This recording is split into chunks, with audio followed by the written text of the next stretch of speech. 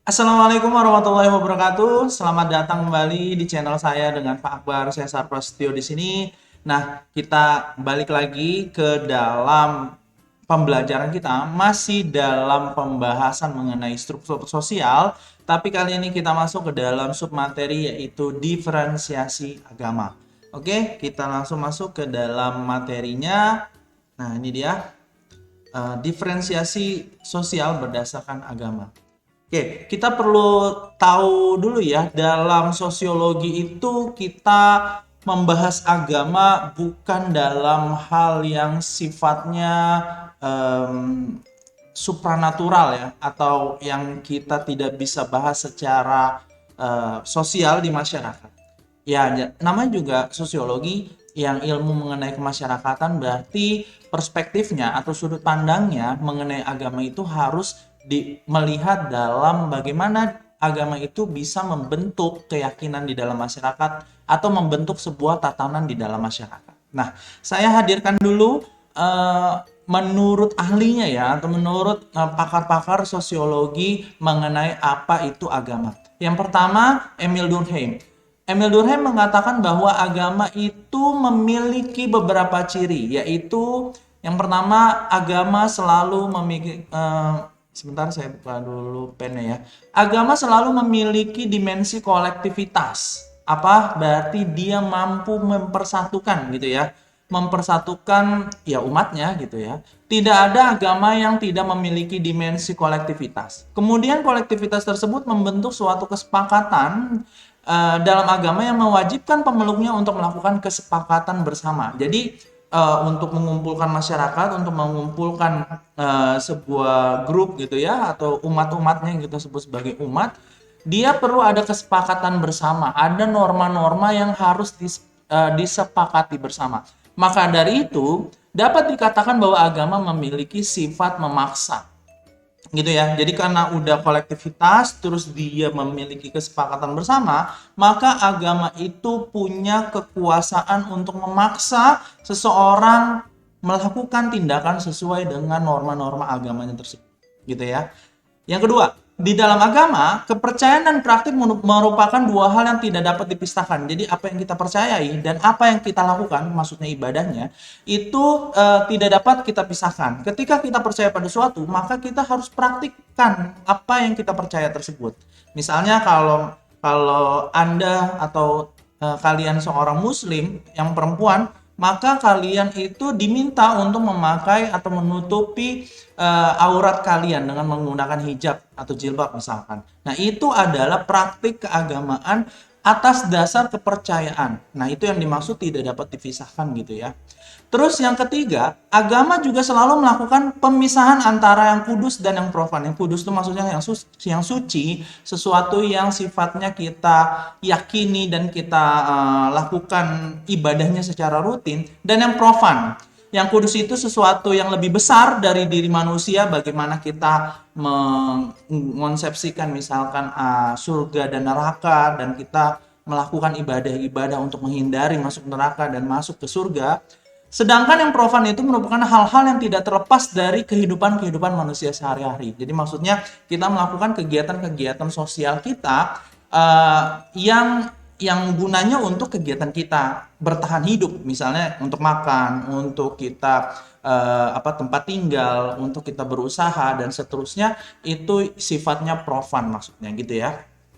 Jadi menurut Emil Durkheim ada 3 ciri dari agama gitu. Nah, yang kedua menurut Karl Marx.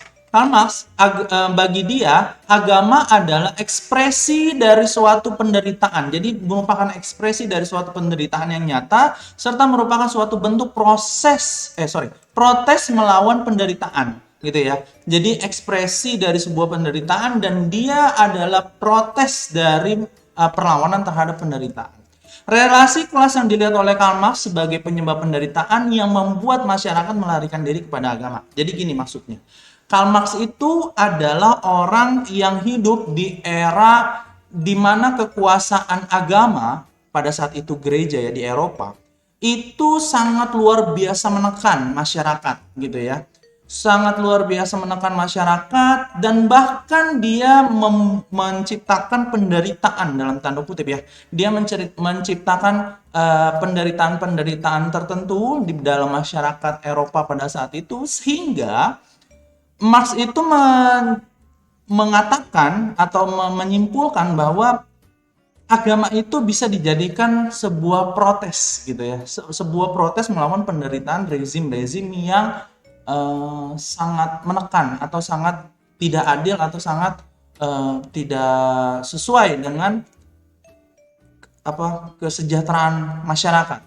Jadi orang-orang melarikan dirinya pada agama. Ya udah, kalau misalkan pemimpin saya begini, pemimpin saya begitu, atau saya tetap miskin, maka saya berdoa gitu ya supaya saya diangkat dari penderitaan tersebut. Jadi kurang lebih seperti itu.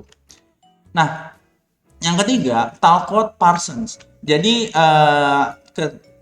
menurut Parson, agama itu adalah sebuah institusi, sebuah lembaga ya, yang memiliki fungsi untuk membentuk agama dan masyarakat itu menjadi fungsional di dalam masyarakat itu sendiri. Maksudnya gini,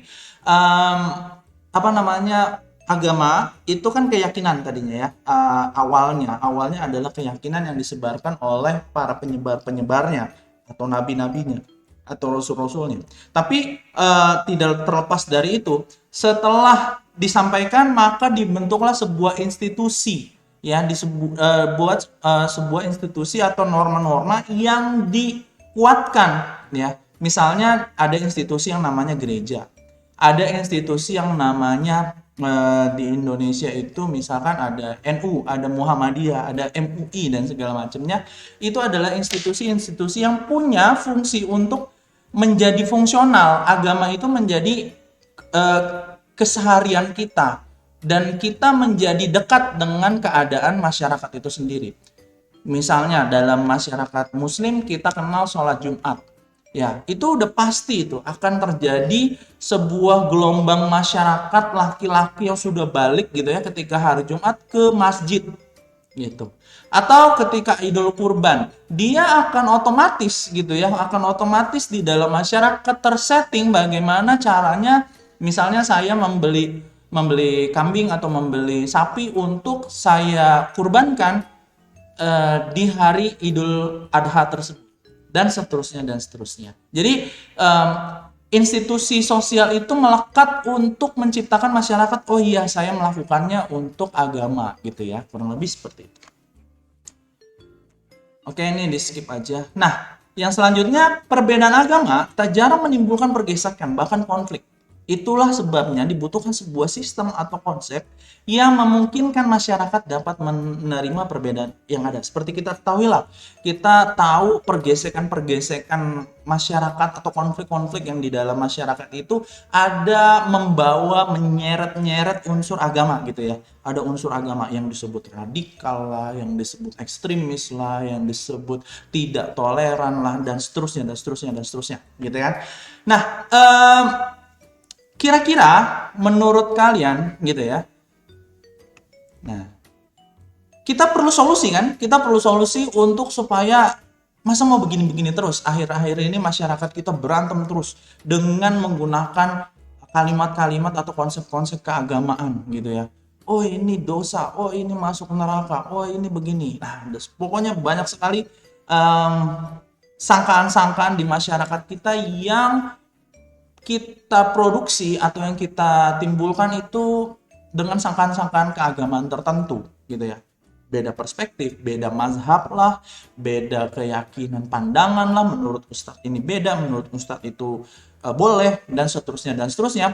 Maka ini akan menimbulkan konflik kalau tidak diredam gitu ya. Nah, pertanyaannya, silakan kalian opinikan di kolom komentar pribadi seperti biasa. Sistem atau konsep apa yang tepat digunakan untuk menciptakan masyarakat yang mampu menerima perbedaan keyakinan yang ada. Jadi maksudnya, menurut kalian kita perlu sistem nggak sih untuk menghindari kita ribut mulu masalah-masalah yang sifatnya keagamaan?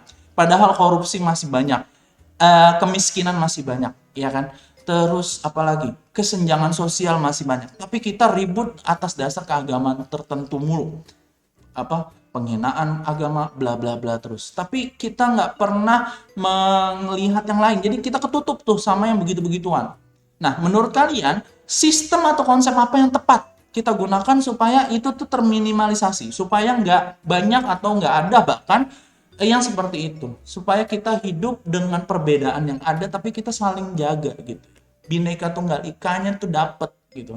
Nah, menurut kalian seperti apa konsepnya yang bisa diterapkan di masyarakat ya, yang bisa diterapkan di masyarakat, yang dapat digunakan, diaplikasikan dalam kehidupan sehari-hari supaya kita tuh nggak meribut melulu masalah keyakinan keagamaan kita, gitu ya. Oke, saya kira cukup untuk pertemuan kali ini. Silakan ditulis di kolom komentar pribadi kalian. Saya menunggu jawaban-jawaban revolusioner kalian karena kalian adalah anak muda, kalian adalah penerus bangsa yang nantinya mungkin akan berada di posisi-posisi penting di negara ini. Maka kita harus memikirkan bagaimana caranya supaya menghindari konflik-konflik horizontal tersebut, gitu ya.